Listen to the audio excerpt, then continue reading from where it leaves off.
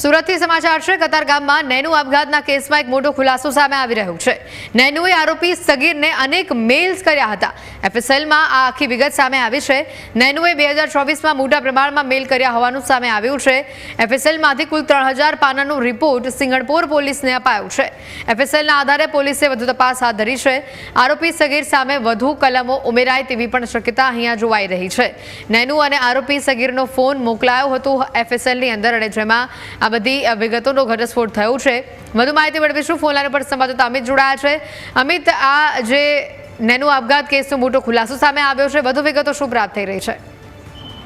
હજી ચોક્કસથી આજે પાટીદાર સમાજની દીકરી હતી નેનુ વાવડિયા, તેને પોતાના ઘરે પંખા સાથે દુપટ્ટો બાંધી ગળે ફાંસો ખાધો હતો અને આ કેસમાં એક જે સગીર અને તેના પુત્ર સામે આજે ગુનો પણ દાખલ થયો હતો અને પોલીસે સગીરના પિતાની ધરપકડ પણ કરી છે અને હાલ આ મામલો છે સેશન કોર્ટમાં ચાલી રહ્યો છે।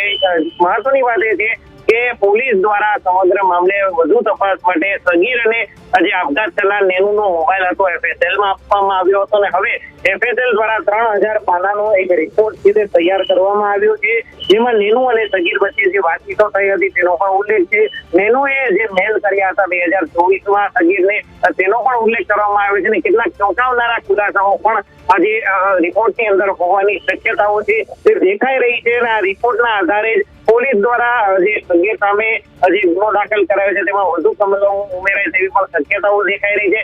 હાલ તો પોલીસ છે તે આ રિપોર્ટની ડિટેલ્સથી જે છે તે ચકાસણી કરી રહી છે અને ડિટેલ્સ રિપોર્ટની ચકાસણી બાદ જ આ કેસમાં જે કોર્ટમાં જે દલીલો ચાલી રહી છે તેમાં જે અલગ અલગ અપીલો પણ થશે અને વધુ કલમો આ સગીર સામે ઉમેરાય તેવી પણ શક્યતાઓ છે તે દેખાઈ રહી છે।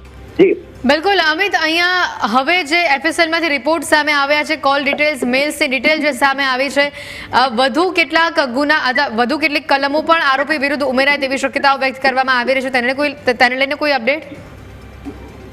જી ચોક્કસથી આજે સમગ્ર કેસ જે છે તેમાં આજે સગીર દ્વારા કૃત્ય કરવામાં આવ્યું છે અને સગીરના ત્રાસથી નેનુએ આપઘાત કર્યો હતો અને તેને લઈ કેસ જુવેનાઇલ કોર્ટમાં ચાલતો હતો। આરોપી છે તે પુખ્ત વયનો હોવાની માનસિકતા ની કલમો જે ઉમેરવા બાબતે પણ કોર્ટમાં દલીલો થઈ હતી, પરંતુ જુવેનાઇલ કોર્ટ દ્વારા આજે તમામ દલીલ છે તે નકારવામાં આવી હતી અને ત્યારબાદ આજે પીડિતાના પરિવારના સભ્યો દ્વારા સેશન કોર્ટમાં અપીલ કરવામાં આવી છે અને સેશન કોર્ટમાં બંને પક્ષોના વકીલો દ્વારા અલગ અલગ જે દલીલો છે તે કરવામાં આવી છે।